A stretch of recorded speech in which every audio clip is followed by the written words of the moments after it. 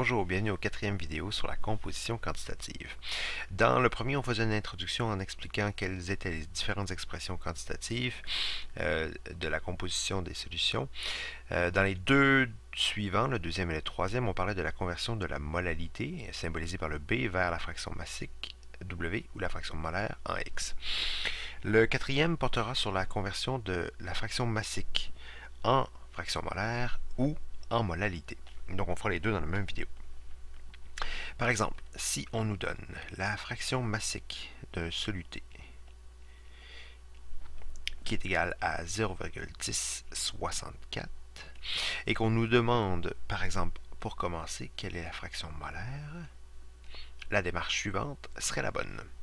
Donc, réexprimons la fraction massique d'un soluté comme étant la masse de ce soluté sur la masse totale, qui elle est décomposable en masse de soluté plus masse de solvant.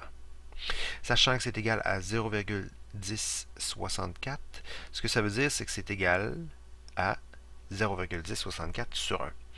Ce qui est aussi égal à 0,1064 sur la masse du soluté étant 0,1064, on peut le réécrire ici.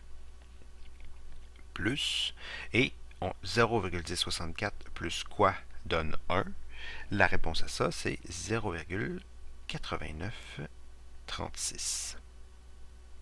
En réexprimant donc juste l'expression de la fraction molaire du soluté en quelque chose qui est beaucoup plus utile que juste 0,1064, on est capable de dire que la fraction molaire, qui est le nombre de moles de soluté, sur le nombre de moles de soluté, plus le nombre de moles de solvant, est beaucoup plus facile à obtenir. Ainsi, on a la masse du soluté, qui est 0,1064 grammes, et donc, si on veut le convertir en nombre de moles, on divise par la masse molaire du soluté. On répète ici 0,1064 grammes par la masse molaire du soluté. Et ensuite, on prend, pour trouver le nombre de moles de solvant, la masse du solvant, qui est 0,8936 grammes, 0,8936 grammes, et on le divise par la masse molaire du solvant. Aussi simple que ça. Mais la clé, c'est vraiment de réexprimer la fraction massique du soluté en quelque chose qui est utile en haut et utile en bas pour pouvoir le convertir en fraction massique. Si on voulait faire la même chose, pardonnez-moi, mais en se disant qu'on veut travailler plutôt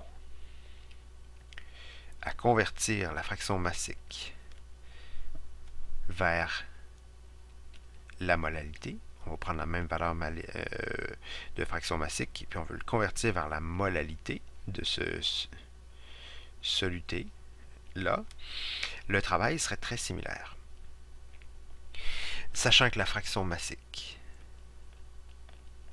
est égale à 0,1064 grammes pour 0,1064 grammes de soluté plus 0,8936 grammes de solvant, et que la molalité d'une solution en soluté est égale au nombre de moles de soluté sur la masse de solvant en kilogrammes, il est facile de voir que le nombre de moles de soluté peut être trouvé en divisant la masse par la masse molaire.